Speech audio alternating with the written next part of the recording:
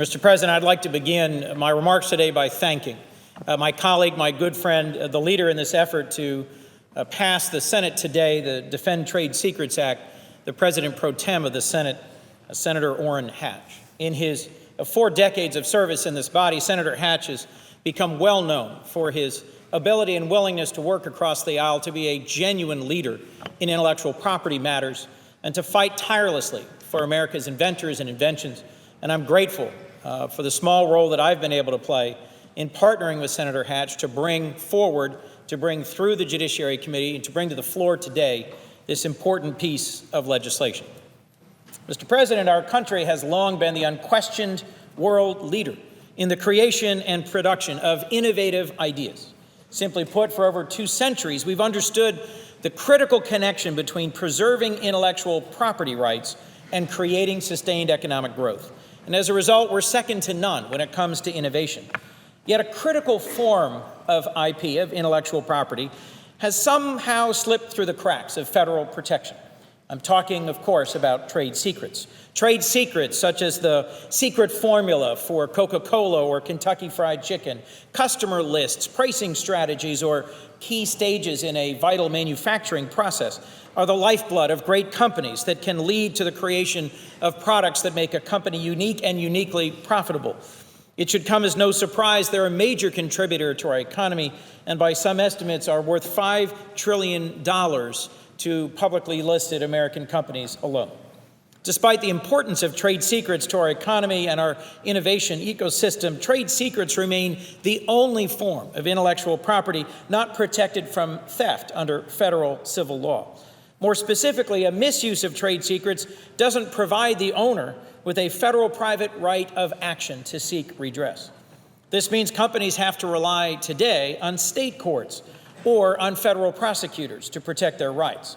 And the multi-state procedural and jurisdictional issues, the hurdles you have to clear that arise in such cases are often time-intensive, costly, and complicated. Meanwhile, the Department of Justice, currently empowered to protect trade secrets on the federal level, lacks the resources to prosecute many of the cases that arise. By the time the existing protections catch up with bad actors who've taken off with a customer list, a formula, or a recipe, it's often too late. Unlike physical goods, you simply can't take back trade secrets once they've been shared with the public. Once a trade secret is no longer secret, it loses its legal protection.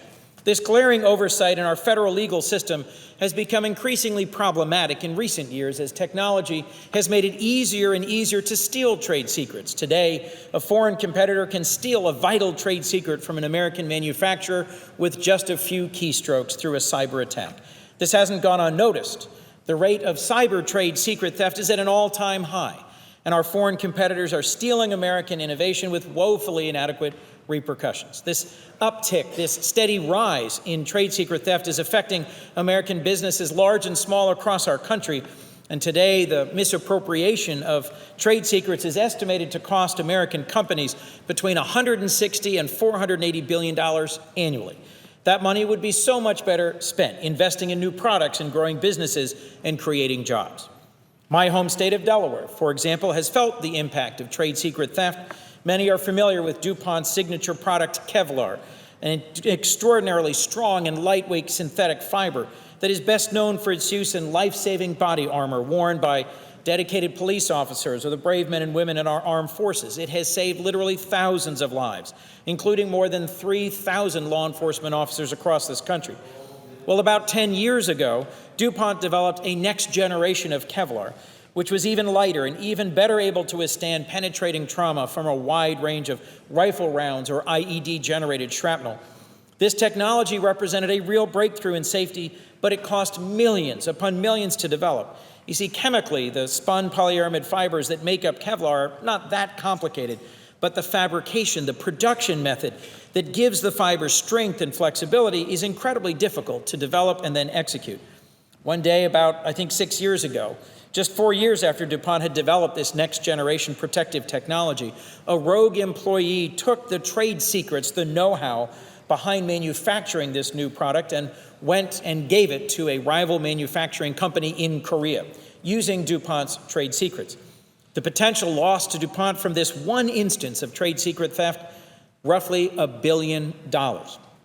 So not only does trade secret theft cost American businesses revenue, which puts American jobs at risk, but it also discourages businesses from investing in critical research and development. And of all the sectors in the American economy, trade secrets are most central for manufacturing and in advanced materials. So if you know that an employee can steal your company's trade secret with a potential loss of up to $1 billion, a trade secret that was the product of years of research and development, as was the case for DuPont in next-generation Kevlar, it becomes harder and harder to justify investing substantial sums in the R&D needed to continue to produce technological breakthroughs and cutting-edge manufacturing here in the United States. So this trade secret theft can have a devastating long-term impact on our country's ability to innovate and to compete. It's also of particular concern in my home state of Delaware, where R&D is critical to our economy and to sustaining our manufacturing sector. These protections in today's Defend Trade Secrets Act will only grow in importance as our country continues to cultivate advanced manufacturing. Delaware has a proud legacy of encouraging cutting-edge science. We're home to hundreds of basement inventors who've tinkered, designed, and perfected inventions. Some have become well-known internationally, like Kevlar, and others are not as well-known but are critical to our economy. So, Mr. President, that's why I introduced, along with, of course, my friend and senior colleague, Senator Hatch, the Defend Trade Secrets Act. This bill creates a new federal private right of action for the misappropriation of trade secrets. It uses an existing federal criminal law, the Economic Espionage Act, to define trade secrets, and it draws heavily from the existing Uniform Trade Secrets Act, which has been enacted by many states to define misappropriation. Simply put, our bill will harmonize U.S. law. Each state has a slightly different trade secret law, and they vary in many different ways. Not all of these differences are major, but they affect the definition of what a trade secret is, or what an owner must do to keep a secret, or what constitutes misappropriation, or what damages and remedies are available.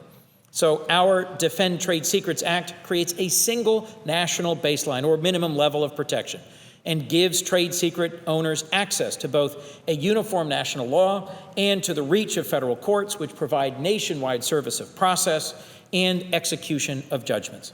It's important to note, however, that this bill does not preempt state law, because states are, of course, free to continue to add further protections. In my view, this bill is a common-sense solution to a very serious problem. Mr. President, Senator Hatch and I first introduced this bill in April of 2014. And we reintroduced it last July with just 4 original co-sponsors. The bill before us today now has 65 bipartisan co-sponsors here in the Senate, and an identical version in the House, introduced by Congressman Doug Collins of Georgia and Jerry Nadler of New York, now has 128 co-sponsors. Congressman Collins and Nadler have been great partners in this effort. Congressman John Conyers has also provided invaluable support. In addition to the broad bipartisan support that we've collected here on this bill from our colleagues, we've gained endorsements from dozens and dozens of companies as diverse as Boeing and Corning, Microsoft, and DuPont. It's also a testament, I believe, to the hard work and esteem in which Senator Hatch is held by his colleagues, that Senator Hatch, who's long been a leader on intellectual property, has been able to lead such a successful, open, and collaborative process that's allowed us to move the bill to this point today. Many of our colleagues, Republicans and Democrats, had suggestions for ways to improve the original draft, and I'm proud that many of the senators who originally raised concerns or questions have now become co-sponsors of the bill as a result of Senator Hatch's leadership and our collaboration. In today's political climate, it's easy to forget that to get things done, we don't have to agree on everything. We just have to agree on one thing. And in this case, we've all agreed that losing hundreds of billions of dollars annually to trade secret theft and misappropriation has been hurting American businesses and our economy. This bill is truly bipartisan. It has united industry, practitioners, and members of this body in a way that we frankly don't see often enough today. I rarely have an opportunity to work closely with the Heritage Foundation, the National Association of Manufacturers, the intellectual property owners on the same bill. But good policy can make for unique partnerships.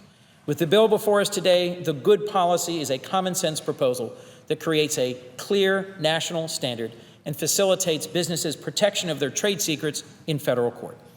I want to thank all of my colleagues here who have co-sponsored and supported this bill. It's been a pleasure to work with them as we work to ensure that this final bill is bipartisan, and achieves our goal of protecting American trade secrets. The formula for how we together got to this point is simple. Senator Hatch and I saw a problem, we found a coalition that wanted to fix it, and we came together to find a solution. I'd like to thank former Senator Cole, with whom I first discussed this issue when I came to the Senate. I'd like to thank him for his early interest in and involvement in trade secret protections. I, of course, particularly am grateful to Senator Hatch for his championship of this bill and his leadership in finding consensus. I'd like to join him in thanking Chairman Grassley and Ranking Member Leahy for their critical support, and to commend my colleagues for their focus on this issue, and to specifically thank Senators Whitehouse, Feinstein, Graham, and Flake for their contributions to this bill that have strengthened it. I'd be remiss, of course, if I didn't recognize and thank the tremendous efforts that our staff contributed together to getting this bill to where it is today. Senator Hatch has thanked many of the floor staff, the leadership staff, and staff in the House, and I'd like to add to his thanks, my thanks to Matt Sandgren in Senator Hatch's office, and to my tireless and dedicated and recently departed from my office Chief Counsel Ted Schrader, as well as Jonathan Staller, Andrew Crawford, and Erica Songer on my staff. This major achievement is the product of many contributions, and that's how the Senate is supposed to work. Given the wide support this bill enjoys today in the Senate, and the fact that there is already an identical House version with bipartisan support, I am hopeful that the House will act and pass this bill without delay. And I was pleased to learn earlier today that the administration has issued a statement of administration policy urging the passage of this bill and its rapid enactment into law. The sooner this bill becomes law, the sooner American businesses and companies can get back to creating jobs and producing new, life-changing products and services. Our country's legacy of innovation depends on it.